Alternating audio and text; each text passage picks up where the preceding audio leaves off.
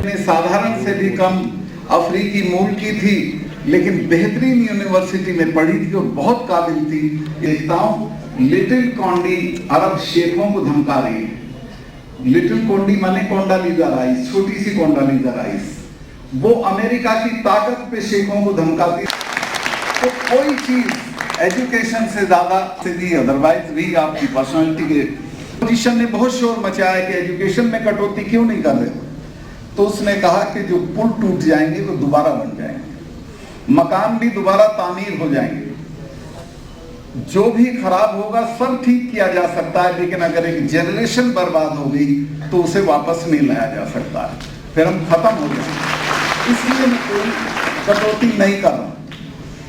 और डॉक्टर साहब, मुझे ये पहले मालूम नहीं था, अभी 2-3 साल पहले पता चला कि जर्मनी और इंग्लैंड के बीच में बिना लिखे ये समझौता था कि हम तुम्हारे अस्पतालों पे भी बम गिराएंगे, पार्लियामेंट पे भी गिराएंगे, प्रधानमंत्री के घर पे भी गिराएंगे, कारखानों पे भी गिराएंगे, लेकिन एक दूसरे की यूनिवर्सिटी पे बम नहीं गिराएंगे। ये है कल्चर्ड ऑब्जर्व और ताकतवर मुल्कों की ताकत। यहां मुझे अफसोस होता है कि हमारे देश में जितना रुपया तालीम पे खर्चा होना चाहिए थे वो नहीं हो रहा है।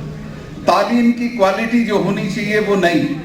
सारी दुनिया में मैं आपको बता देता हूं, हार्वर्ड यूनिवर्सिटी से 137 नोबेल प्राइज विनर निकले, कैम्ब्रिज से 98 निकले, यूनिवर्सिटी ऑफ कोलंबिया से 96 निकले हैं, यूनिवर्सिटी ऑफ कैलिफोर्निया से 94 निकले हैं, यूनिवर्सिटी ऑफ शिकागो से 93 निकले हैं, और महान भारत से सिर्फ 12 निकले हैं, जिनमें 7 NRI यहां हैं।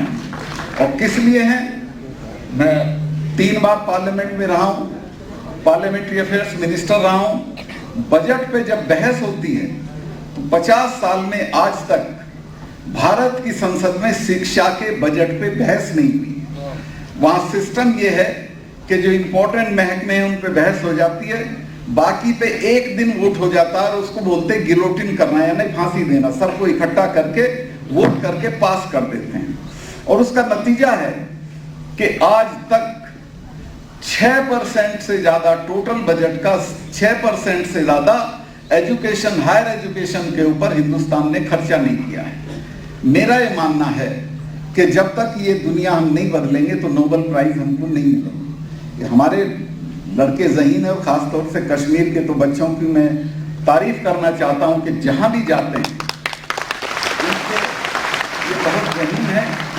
यहाँ के डॉक्टर्स अमेरिका, इंग्लैंड जहां चले जाते हैं सब जगह उनकी चर्चा होती है। मैं तो अलीगढ़ से MP था, मेरा हॉस्टल्स में बहुत आना जाना था, वहाँ 1200 लड़के पढ़ते हैं आपके यहाँ। एक से एक ज़हीन बच्चा अपने काम से मतलब रखता है। तो मेरा एक कहने का मतलब है कि अगर सारी सुविधाएं आपको मिले तो आप उस तरफ जा सकते हैं। वो सुविधाएं हमारे यहाँ नहीं है। हमारे यहाँ ये तो है कि देश का सबसे बड़ा सेठ अपनी बेटी की सगाई में 300 करोड़ रुपया खर्चा कर देगा। 300 करोड़ रुपया तो चेक का था, जो बाकी मुतफर्रिक था वो मेरा ख्याल 700 और था। 1000 करोड़ रुपया बेटी की सगाई पे खर्चेगा। अगर ये 1000 करोड़ रुपया वो कश्मीर की 4 यूनिवर्सिटीज को दे दे तो इनमें से कोई ना कोई नोबेल प्राइज ना घर से पैसे मंगाने पड़ेंगे।